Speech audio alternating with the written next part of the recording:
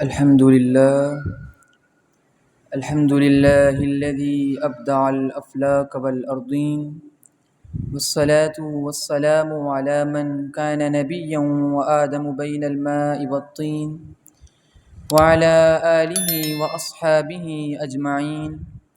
أما بعد، فأعوذ بالله من الشيطان الرجيم. بسم الله الرحمن الرحيم. وإنك لعلى خلق عظيم. صدق اللہ العظیم. وقال النبی صلی اللہ علیہ وآلہ وسلم: انما بعثت لأتمم مکارم الاخلاق ومحاسن الاعمال، او کما قال علیہ الصلاۃ والسلام. تیرے خلق کو حق نے عظیم کہا، تیری خلق کو حق نے جمیل کہا، کوئی تجھ سا ہوا ہے نہ ہوگا شاہ، تیرے خالق و حسن و ادا کی قسم. حمد و صلات کے بعد معزز سامعین و ناظرین، السلام علیکم ورحمۃ اللہ وبرکاتہ. آج مجھے جس موضوع پر گفتگو کرنے کی سعادت حاصل ہو رہی ہے وہ میرے سونے آقا حضور خاتم النبیین صلی اللہ علیہ وآلہ وسلم کے خلق عظیم کے بیان میں ہے. میں اللہ رب العزت کی بارگاہ میں دعا گو ہوں کہ مالک میری زبان پہ کلمت الحق کو جاری فرمائے، آمین. معزز سامعین، دنیا کے اندر جتنے سمندر ہیں اگر ان کو سیاہی بنا دیا جائے، اور جتنے درخت ہیں اگر ان کو قلم بنا دیا جائے، اور انسان اور جنات مل کے دن رات لکھتے رہیں، یہ سب تو ختم ہو سکتے ہیں، لیکن میرے سونے آقا حضور صلی اللہ علیہ وآلہ وسلم کے عظیم اخلاق کا ایک باب بھی مکمل نہیں ہو سکتا. کسی شاعر نے کیا خوب کہا: زندگیاں ختم ہوئیں، قلم ٹوٹ گئے، تیرے اوصاف کا ایک باب بھی مکمل نہ ہوا. سیرت مصطفیٰ کے اندر مولانا محمد عبد المصطفیٰ اعظمی رحمہم اللہ تعالی فرماتے ہیں کہ نبی علیہ الصلاۃ والسلام محاسن اخلاق کے تمام گوشوں کے اندر جامع تھے، یعنی صبر و کنات، رحم و کرم، جود و سخا، اثار و قربانی، تواضع و انکساری، الغرض جتنے بھی محاسن تھے میرے سونے آقا حضور علیہ الصلاۃ والسلام تمام کے اندر جامع تھے. معزز سامعین، اللہ سبحانہ و تعالیٰ کا فرمان ہے: وَإِنَّكَ لَعَلَىٰ خُلُقٍ عَظِيمٍ، کہ اے محبوب بے شک آپ اخلاق کے اعلیٰ درجے پر فائز ہیں. حدیث مبارکہ ہے، نبی علیہ الصلاۃ والسلام نے ارشاد فرمایا: میں اس دنیا کے اندر اس لیے مبعوث کیا گیا ہوں کہ اخلاق کی خوبیوں کو اور اعمال کی اچھائیوں کو پورا کروں. معزز سامعین، اگر ہم نبی علیہ الصلاۃ والسلام کے صبر کے متعلق بات کریں تو اللہ سبحانہ و تعالیٰ کا فرمان ہے: فاصبر کما صبر اولو العزم من الرسل ولا تستعجل لهم، کہ میرے محبوب آپ صبر کریں جیسے اولو العزم رسولوں نے صبر کیا، اور ان کے معاملے میں جلدی نہ فرمائیں. صحیح بخاری کی حدیث، حضرت عائشہ صدیقہ رضی اللہ عنہا فرماتی ہیں کہ نبی علیہ الصلاۃ والسلام نے اپنی ذات کے حق کے لیے کبھی بھی انتقام نہ لیا. ہاں، جب کسی حرمت اللہ کی بے حرمتی دیکھتے تو میرے سونے آقا اللہ کے واسطے اس کا انتقام لیتے. شفا شریف کے اندر یہ بات موجود ہے، غزوہ احد میں نبی علیہ الصلاۃ والسلام کا دانت مبارک کفار نے شہید کر دیا، سر اور پیشانی مبارک میں زخمی کر دی. اس حالت میں بھی میرے سونے نبی علیہ الصلاۃ والسلام کی زبان پہ یہی الفاظ تھے: اللہم اغفر لقومی فانہم لا یعلمون، اے اللہ میری قوم کے گناہ معاف فرما کہ یہ نہیں جانتی. اگر ہم نبی علیہ الصلاۃ والسلام کی رحمت کی بات کریں تو اللہ سبحانہ و تعالیٰ کا فرمان ہے: وما ارسلناک الا رحمۃ للعالمین، کہ اے محبوب ہم نے آپ کو نہیں بھیجا مگر عالمین کے لیے رحمت بنا کر. اب عالم کا مطلب کیا ہے؟ عالم کہتے کسے ہیں؟ تو ائمہ لغت نے اور فقہائے کرام نے یہی ارشاد فرمایا: ما سوی اللہ، اللہ کے سوا جو کچھ ہے وہ سارے کا سارا عالم ہے. اس سے معلوم ہوا کہ حضور علیہ الصلاۃ والسلام ہر ایک کے لیے رحم کرنے والے ہیں، چاہے انسان ہوں، چرند ہوں، پرند ہوں، حیوانات ہوں، نباتات ہوں، جمادات ہوں، زمین کی تمام مخلوقات. آسمانوں کی تمام مخلوقات، اس میں فرشتے بھی داخل، چاند بھی داخل، سورج بھی داخل، گلیکسیز بھی داخل، الغرض اللہ رب العزت کی ذات کے علاوہ جو کچھ ہے وہ سارے کا سارا عالم ہے، اور اللہ نے اپنے محبوب کو تمام عالمین کی طرف رحم کرنے والا بنا کے بھیجا۔ سامعین، اسی آیت کی تفسیر میں حضرت ابن عباس رضی اللہ عنہما فرماتے ہیں کہ نبی علیہ الصلاۃ والسلام کا رحم یعنی رحم کرنے والا ہونا یہ عام ہے۔ اس دنیا کے اندر حضور علیہ الصلاۃ والسلام کفار کے لیے بھی رحم کرنے والے ہیں اور مومنین کے لیے بھی رحم کرنے والے ہیں، لیکن کل بروز محشر حضور صرف اور صرف مومنین کے لیے رحم کرنے والے ہوں گے، لیکن کفار کے لیے رحم کرنے والے نہیں ہوں گے۔ اگر ہم نبی علیہ الصلاۃ والسلام کے عدل و انصاف کی بات کریں تو میرے نبی علیہ الصلاۃ والسلام تمام لوگوں سے بڑھ کر حضور عادل و امین تھے۔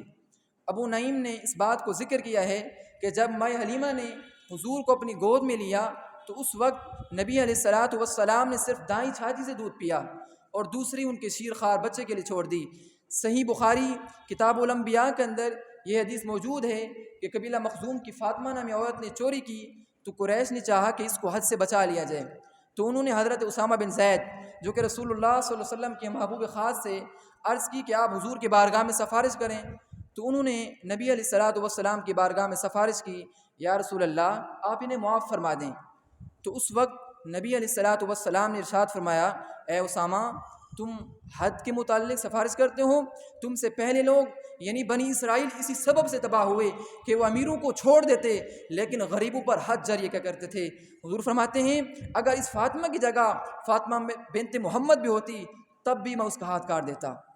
سامعین، اگر ہم نبی علیہ الصلاۃ والسلام کی جود و سخا کی بات کریں، صحیح بخاری کی حدیث حضرت جابر بن عبداللہ رضی اللہ عنہما سے روایت ہے، وہ فرماتے ہیں کہ نبی علیہ الصلاۃ والسلام سے جب بھی کوئی سوال کرتا حضور لا یعنی انکار نہیں فرمایا کرتے تھے۔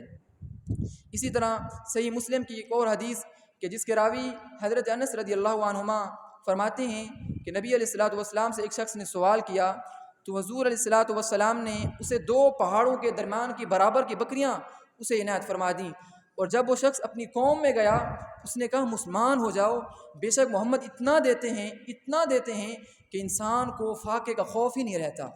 اسی طرح شمائل ترمذی کے اندر یہ حدیث موجود ہے کہ رسول اللہ صلی اللہ علیہ وآلہ وسلم کے پاس جب بھی مال آتا حضور اسے روکتے نہیں بلکہ اللہ کی راہ میں اسے تقسیم فرما دیا کرتے تھے۔ معزز سامعین، اگر ہم نبی علیہ الصلاۃ والسلام کی بہادری کی بات کریں، صحیح مسلم کی حدیث ہے حضرت انس رضی اللہ عنہ سے مروی، آپ فرماتے ہیں کہ حضور علیہ الصلاۃ والسلام تمام لوگوں سے بڑھ کر حضور بہادر تھے۔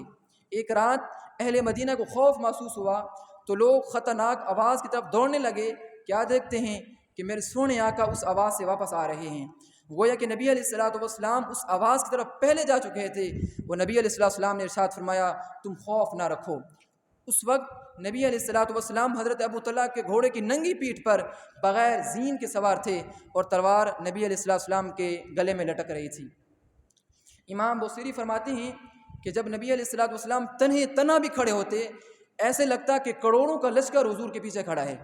اگر ہم نبی علیہ الصلاۃ والسلام کے حسن معاشرت کی بات کریں تو میرے نبی علیہ السلام بلند مرتبے پر فائز ہونے کے باوجود حضور سب سے بڑھ کر متواضع تھے۔ مشکات کی حدیث ہے کہ ایک مرتبہ اللہ رب العزت کی جانب سے ایک فرشتہ نبی علیہ السلام کی بارگاہ میں حاضر ہوا اور عرض کی یا رسول اللہ، آپ کا رب فرماتا ہے کہ اگر آپ چاہیں پیغمبری کے ساتھ فقر کو اختیار کر لیں یا پھر بادشاہت کو اختیار کر لیں، تو نبی علیہ الصلاۃ والسلام نے پیغمبری کے ساتھ فقر کو اختیار کیا۔ اس کے بعد نبی علیہ الصلاۃ والسلام کبھی بھی تکیہ لگا کر کھانا نہیں کھاتے، اور جب حضور علیہ السلام نے کبھی بھی کھانے کو عیب نہ لگایا، پسند ہوتا تو تناول فرما لیتے وگرنہ چھوڑ دیتے۔ صحیح بخاری کی حدیث ہے حضرت سیدنا انس رضی اللہ عنہ سے مروی، وہ فرماتے ہیں کہ میں نے حضور علیہ السلام کی 10 سال تک خدمت کی، اس عرصے میں حضور نے مجھے اف تک بھی نہیں کہا۔ معزز سامعین، اگر ہم نبی علیہ السلام کی صدق کی بات کریں، اپنے تو اپنے بیگانے بھی حضور کی صداقت کے قائل تھے۔ مشکات کی حدیث ہے حضرت عبداللہ بن سلام ابھی اسلام نہیں لائے تھے، حضور کو دیکھتے ہی پکار اٹھے وجہہ لیس بوجہ کذاب۔ حضرت علی المرتضیٰ رضی اللہ عنہ سے مروی ہے کہ ایک دفعہ ابو جہل نے نبی علیہ السلام سے کہا کہ ہم معاشر قریش تم کو جھوٹا نہیں کہتے، لیکن جو تم کتاب اور شریعت لائے ہو ہم اس کا انکار کر دیتے ہیں۔ اس وقت اللہ رب العزت نے قرآن کریم کی اس آیت کو نازل فرما دیا فَإِنَّهُمْ لَا يُكَذِّبُونَكَ وَلَكِنَّ الظَّالِمِينَ بِآيَاتِ اللَّهِ يَجْحَدُونَ کہ محبوب بے شک یہ آپ کا تو انکار نہیں کرتے، لیکن یہ ظالم اللہ رب العزت کی آیات کا انکار کرتے ہیں۔ معززامین، اگر ہم نبی علیہ السلام کی عفت و حیا کی بات کریں تو کس زبان سے بیاں ہو میرے سونے آقا حضور علیہ السلام کی عفت و حیا، صرف اتنا بتا دینا کافی ہے۔ ریاض الصالحین کے اندر یہ حدیث موجود ہے، حضرت ابو سعید خدری رضی اللہ تعالیٰ عنہ سے مروی کہ آقا کریم صلی اللہ علیہ وآلہ وسلم اس باقرہ عورت سے بھی زیادہ حیا فرماتے جو باقرہ عورت اپنی چادر کے اندر حیا کرتی ہے، اور جب بھی حضور کسی چیز کو ناپسند فرماتے تو ہم نبی علیہ السلام کے چہرے انور سے اسے پہچان لیا کرتے تھے۔ میں اپنی تقریر کا اختتام انہی اشعار سے کروں گا۔